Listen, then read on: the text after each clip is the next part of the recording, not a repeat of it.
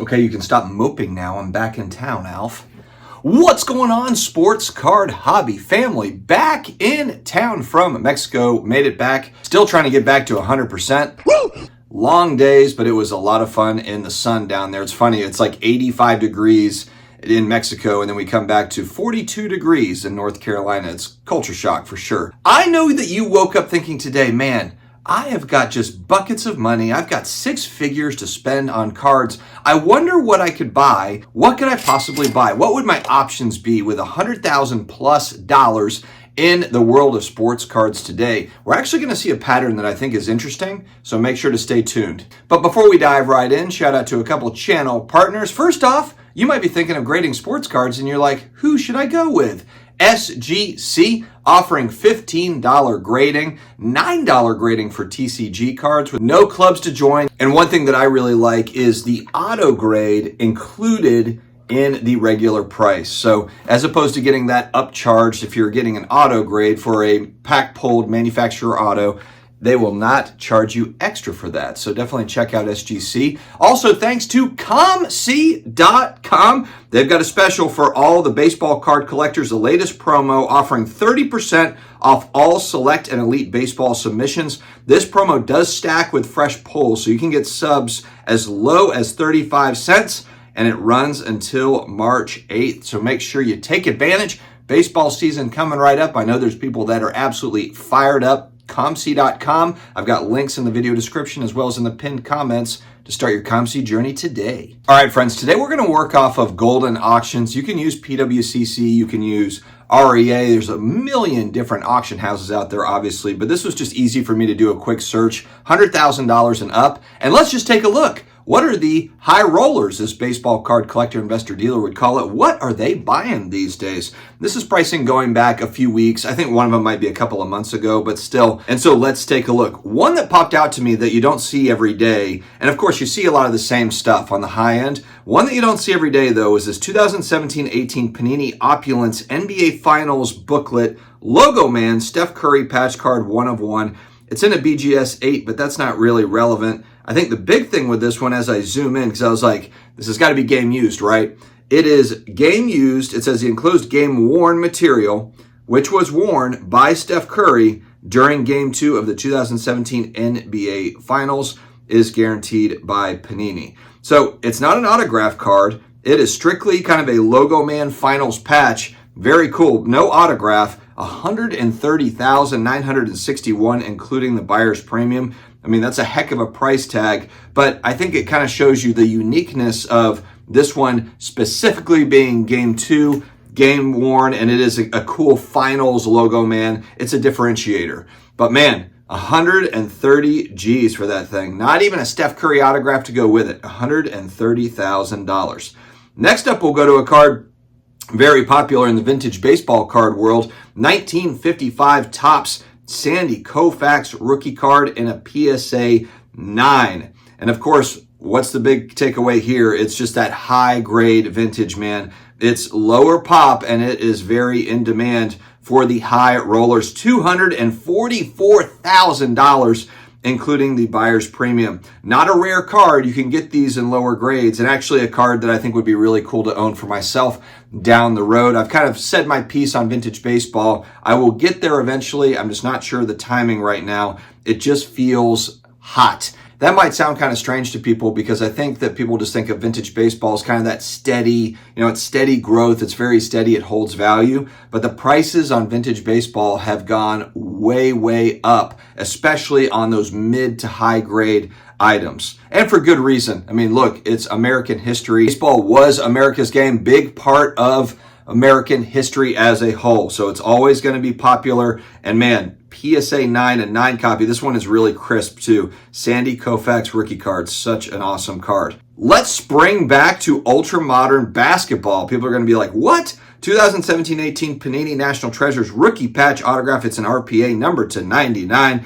Jason Tatum, a rising star, PSA 10, and then the auto 10. So it's 10s all around. It is a thicker card, so that's tough to get a 10 on. $126,880. I think for many people, this is going to make their ears hurt just because Tatum has been so close, but he has not won a title. He is, of course, a perennial all-star. He's a top 5 player in the NBA. The thought is that he's probably about to get over the hump.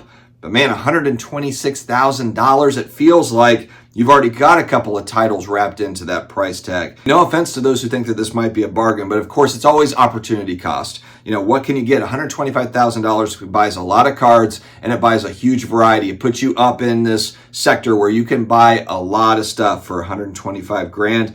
But this guy, big Jason Tatum fan apparently, or just speculating hard that Tatum is going to start winning big and maybe the card prices move up. I'm not really sure. It's one to watch over time. All right, a classic, an all-time classic, 7980 O-Pee-Chee Gretzky rookie card in a 9. And again, the 10s, I think there's only 3 copies of the 10, either 2 or 3 copies of this in a 10. So the 9 is going to be the next, it's the last stop before you get to 10, $135,420, including the buyer's premium. It's a tremendous card. I've never owned an O-Pee-Chee, but you just have to love the coloring on it. I owned a Topps copy in a 5 going back a few years ago, and as prices escalated, I ended up selling that card. But the O-Pee-Chee, of course, the much more rare version of the Wayne Gretzky rookie card. Not a rare card, still not rare. It's from 7980, but once again, once you get into these high grades, for this card, they are just not easy to find. One of the bigger cards in the hobby right now, 51 Bowman Mickey Mantle rookie card, and it's in an 8. Of course, if you get this in an 8, 9, 10, you're just paying huge money, and this one sold for $342,832 going back a couple weeks ago. It's a tremendous card. I like the aesthetic of the 52 Topps Mantle, but it's just hard to argue against these 51 Bowman rookies for Willie Mays and for Mickey Mantle. And I have a 1950 Bowman Autogram rookie card in a 6. And it looks similar. It's a smaller card. I like these Bowman cards just as much as, some of those Topps cards, those classic Topps cards. This one sells for a huge sum. I thought this sale was really interesting, and it kind of plays into what we've talked about with gold prisms. 2012 gold prism LeBron James in a BGS 9.5 went for $250,000, including the buyer's premium. What's interesting about this, and again, you kind of go back and forth between rookie cards versus, this is a 10th year LeBron card parallel. And that is exactly what it is. It's a 10th year LeBron card. It's a parallel of the base. It's the gold numbered out of 10. This at $250,000, this sold, there was a copy here fairly recently of the 2003 exquisite RPA that sold in a similar price band, if you can believe it or not. And so it does open the door. Would you rather have that gold prism out of 10? Again, this is first year prism. I do think that this 2012 prism set will be an all-time popular set. Some people don't think so. Some people think that it's just a fad. But I think there's going to be a lot of nostalgia wrapped around first year prism. And frankly, a lot of the prism products as time moves on, and I believe that Panini moves on from licensed sports cards. I think there's going to be a look back on these, and people are going to think like, man, those were some really cool designs, and I have some good feelings about the silver prisms and that sort of thing. But man, if you could have an exquisite RPA for LeBron or the gold prism for the same price, that's tough, man. We saw something similar with Tom Brady. Same deal. 2012 Tom Brady sold for 6 figures.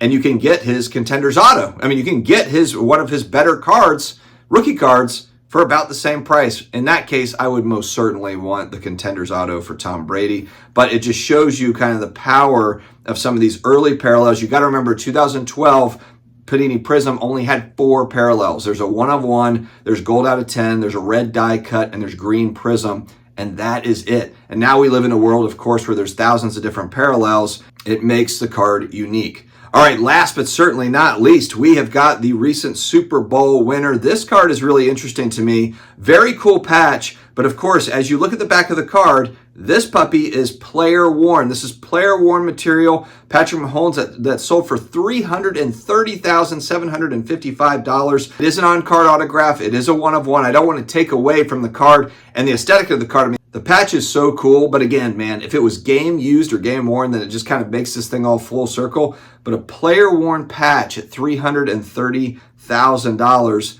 it's a steep price, but it is the best quarterback in the game right now, and he's won 3 out of the last 4 Super Bowls. A lot of excitement around this guy. So that will round out our high roller video. We're going to do some more of this stuff, but I thought this would be kind of fun just to look at. With prices moving down, especially on the high end over the last couple of years, these are cards that I don't really look at that much to see kind of where prices are. I thought it'd be a fun exercise to take a look. What can you get for 6 figures these days? You think these are bargains? You think these are good buys?